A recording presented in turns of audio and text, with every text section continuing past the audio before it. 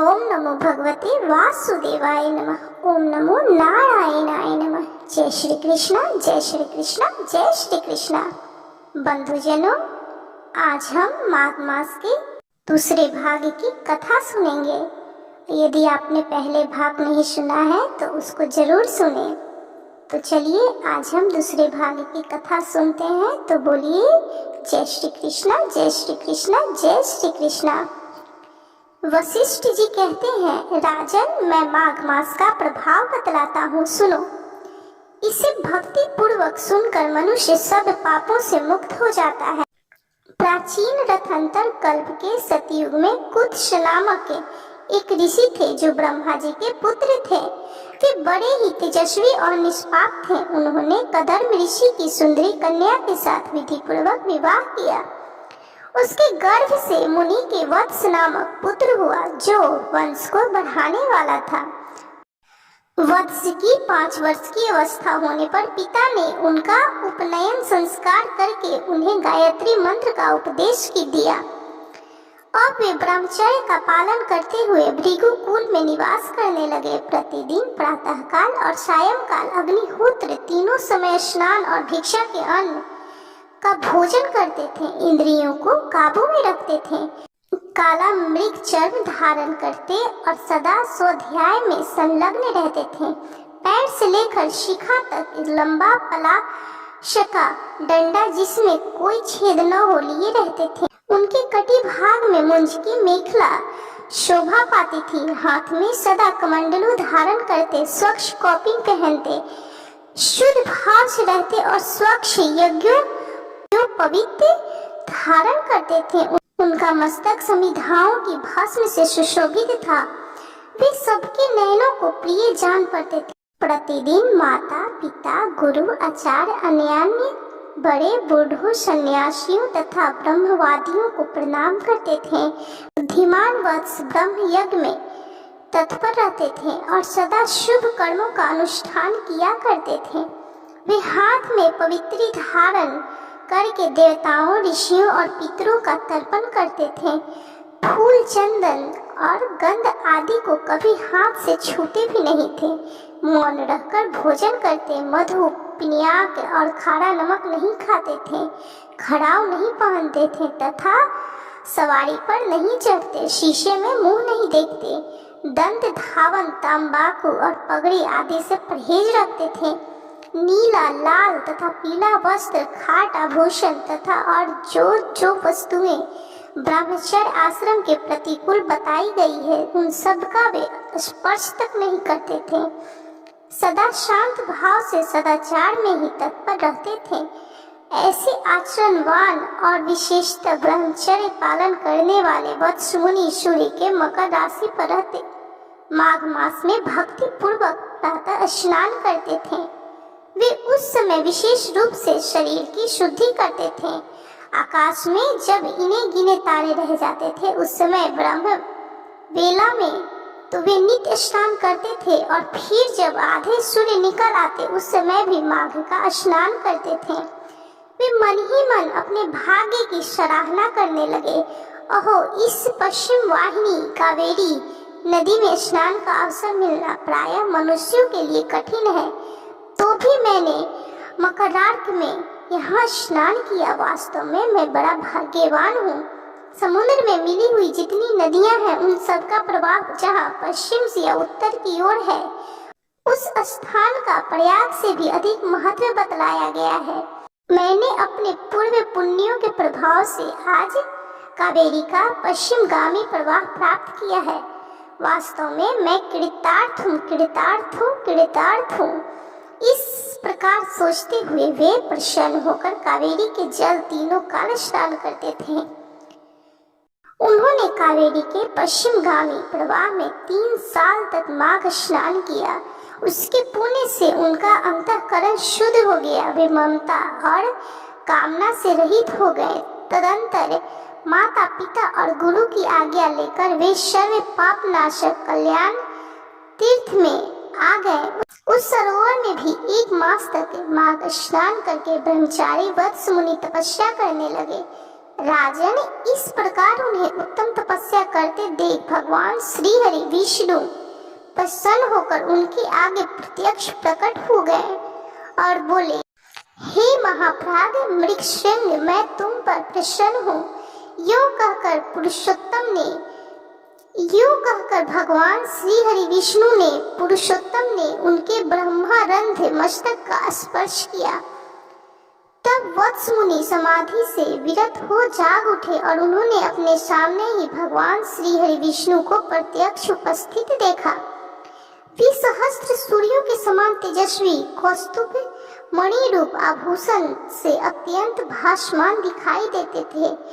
तब मुनि ने बड़े वेग से उठकर भगवान श्री हरि विष्णु को प्रणाम किया और बड़े सुंदर भाव से सुंदर स्तुति की। भगवान ऋषिकेश की स्तुति और नमस्कार करके वत्स मुनि अपने मस्तक पर हाथ जोड़े और चुपचाप भगवान के सामने खड़े हो गए। उस समय उनके नेत्रों से आनंद के आंसू बह रहे थे और सारे शरीर में रोमांच हो आया था। तब भगवान श्री हरि विष्णु ने कहा कि हे मृगशृंग, तुम्हारी इस स्तुति से मुझे बड़ी प्रसन्नता हुई है। माघ मास में इस सरोवर के जल में जो तुमने स्नान और तप किए हैं, इससे मैं बहुत संतुष्ट हूँ। हे मुनिवर, तुम निरंतर कष्ट सहते सहते थक गए हो। दक्षिणाओं सहित यज्ञ, दान, अन्याय, नियम तथा यमों के पालन से भी मुझे उतना संतोष नहीं होता जितना माघ मास के स्नान से होता है। पहले तुम मुझसे वर मांगो, फिर मैं तुम्हें मनोवांछित वस्तु प्रदान करूंगा। हे मृगशृंग, तुम मेरी प्रसन्नता के लिए मैं जो आज्ञा दूं उसका पालन करो। इस समय तुम्हारे ब्रह्मचार्य से जिस प्रकार ऋषियों को संतोष हुआ है, उसी प्रकार तुम यज्ञ करके देवताओं को और संतान उत्पन्न करके पितरों को संतुष्ट करो। मेरे संतोष के लिए ये दोनों कार्य तुम्हें सर्वथा करने चाहिए। अगले जन्म में तुम ब्रह्मा जी के पुत्र महाज्ञानी ऋभु नामक जीवंत मुक्त ब्राह्मण होगे और निदाथ को वेदांत वाक्य जन ज्ञान का उपदेश करके पुनः परम धाम को प्राप्त हो जाओगे। मृगशृंग बोले कि हे देवेश्वर, संपूर्ण देवताओं द्वारा वंदित जगन्नाथ, हे श्री हरि विष्णु, आप यहाँ सदा निवास करें और सबको सब प्रकार के भोग प्रदान करते रहें। आप सदा सब जीवों को सब तरह की संपत्ति प्रदान करें। हे भगवान, यदि मैं आपका कृपा पात्र हूँ तो यही वर दें। यही एक निवेदन है, देने की कृपा करें।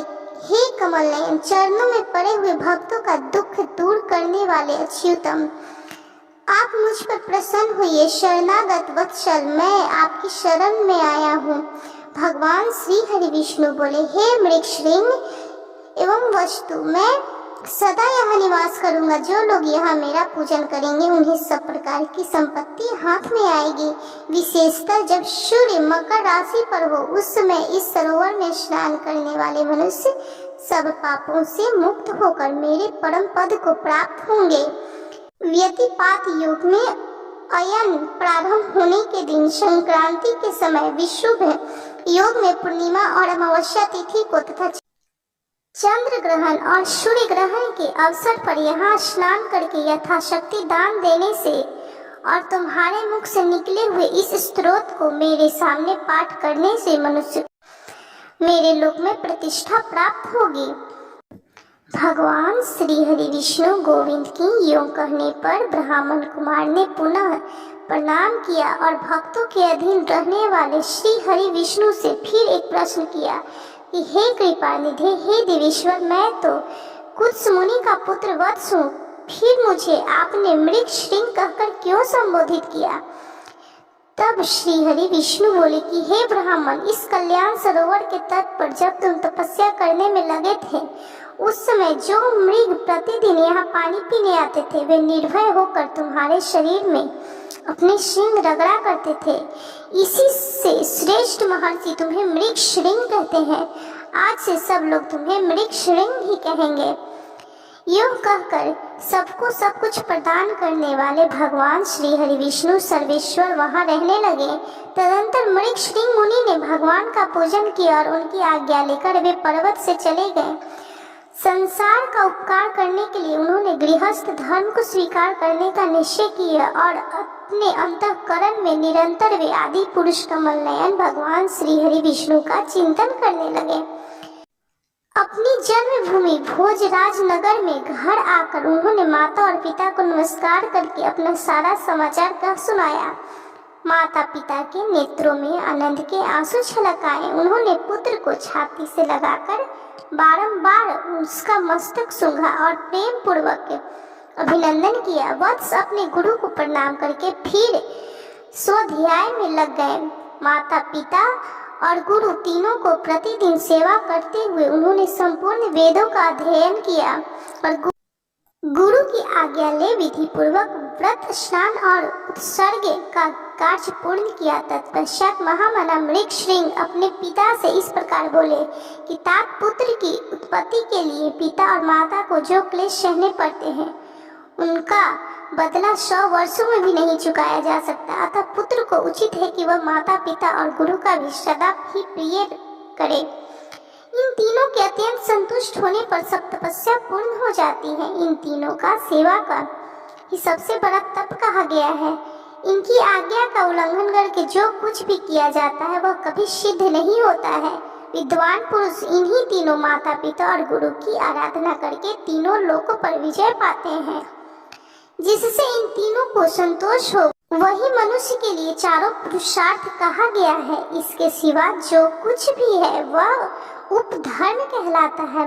मनुष्य को उचित है कि वह अखंड ब्रह्मचर्य का पालन करते हुए पिता से क्रमशः 3, 2 या 1 वेद का अध्ययन करने के पश्चात गृहस्थ श्रम में प्रवेश करे। यदि पत्नी अपने वश में रहे तो गृहस्थ श्रम से बढ़कर दूसरी कोई वस्तु नहीं है। पति और पत्नी की अनुकूलता धर्म, अर्थ और काम की सिद्धि का प्रधान कारण है। यदि स्त्री अनुकूल हो तो स्वर्ग से क्या लेना है, घर ही स्वर्ग हो जाता है। और यदि पत्नी विपरीत स्वभाव मिल गई तो नरक में जाने की क्या आवश्यकता है। यही नरक का दृश्य उपस्थित हो जाता है। सुख के लिए गृहस्थ आश्रम स्वीकार किया जाता है किंतु वह सुख पत्नी के अधीन है। यदि पत्नी विनयशील हो तो धर्म, अर्थ और काम की प्राप्ति निश्चित है। जो गृह कार्य में चतुर, संतानवती, पतिव्रता, प्रिय वचन बोलने वाली और पति के अधीन रहने वाली है, ऐसी उपयुक्त गुणों से युक्त नारी स्त्री रूप में साक्षात लक्ष्मी है। इसलिए अपने समान वर्ण की उत्तम लक्षणों वाली भार्या से विवाह करना चाहिए। जो पिता के गोत्र अथवा माता के सपिंड वर्ग में उत्पन्न न हुई हो वह स्त्री विवाह करने योग्य होती है तथा उसी से द्विजों धर्म की वृद्धि होती है। जिसको कोई रोग न हो, जिसके भाई हो, जो अवस्था और कद में अपने से कुछ छोटी हो, जिसका मुख सौम्य हो, जो मधुर भाषण करने वाली हो, ऐसी भार्या के साथ द्विज को विवाह करना चाहिए। जिसका नाम पर्वत, नक्षत्र, वृक्ष, नदी, सर्प, पक्षी तथा नौकरों के नाम पर न रखा गया हो, जिसके नाम में कोमलता हो, ऐसी कन्या से बुद्धिमान पुरुष को विवाह करना चाहिए। इस प्रकार उत्तम लक्षणों की परीक्षा करके ही किसी कन्या के साथ विवाह करना उचित है। उत्तम लक्षण और अच्छे आचरण वाली कन्या पति की आयु बढ़ाती है। अतः पिताजी ऐसी भार्या कहाँ मिलेगी। महर्षि कुत्स ने कहा, परम बुद्धिमान मृग श्रृंग, इसके लिए कोई विचार न करो। तुम्हारे जैसे सदाचारी पुरुष के लिए कुछ भी दुर्लभ नहीं है। जो सदाचारहीन, आलसी, माघ स्नान न करने वाले, अतिथि पूजा से दूर रहने वाले, एकादशी का उपवास न करने वाले, महादेव जी की भक्ति से शून्य, माता पिता भक्ति न रखने वाले, गुरु को संतोष न देने वाले, गाँवों की सेवा से विमुख, ब्राह्मणों का हित न चाहने वाले, यज्ञ, होम और श्राद्ध न करने वाले, दूसरे को न देकर अकेले खाने वाले, दान धर्म और शील से रहित तथा अग्निहोत्र न करके भोजन करने वाले हैं। ऐसे लोगों के लिए ही वैसी स्त्रियां दुर्लभ हैं।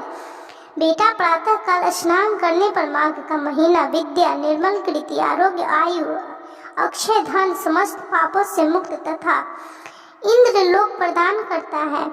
बेटा, माघ मास सौभाग्य, सदाचार, संतान वृद्धि, सत्संग, सत्य, उदार भाव, ख्याति, शूरता और बल सब कुछ देता है। कहाँ तक गिनाऊं, वह क्या क्या नहीं देता। पुण्यात्मन, कमल के समान नेत्रों वाले भगवान श्री हरि विष्णु माघ मास स्नान करने पर तुम पर बहुत प्रसन्न है। वशिष्ठ जी कहते हैं कि राजन, पिता के ये सत्य वचन सुनकर मृगश्रृंग मुनि मन ही मन बहुत प्रसन्न हुए। उन्होंने पिता के चरणों में मस्तक झुकाकर पुनः प्रणाम किया। दिन रात वे अपने हृदय में श्री हरि विष्णु का चिंतन करने लगे। तो बंधुजनों, बोलिए ओम नमो भगवते वासुदेवाय नमः, ओम नमो नारायणाय नमः। जय श्री कृष्णा, जय श्री कृष्णा, जय श्री कृष्णा। बंधुजनों, आपको यह माघ मास स्नान महात्म्य का दूसरा भाग कैसा लगा कमेंट जरूर करें, और अगर आपने पहला भाग नहीं देखा हो तो उसे भी जरूर देखें, और अब इसके आगे तीसरा भाग आएगा, उसे भी जरूर देखिएगा।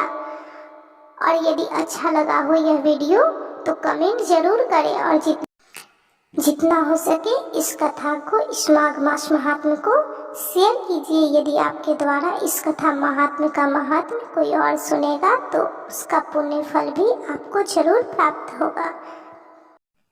यदि यह वीडियो आपको अच्छा लगा हो तो कमेंट करें और लाइक कीजिए, शेयर कीजिए और चैनल को सब्सक्राइब करना बिल्कुल भी ना भूलें।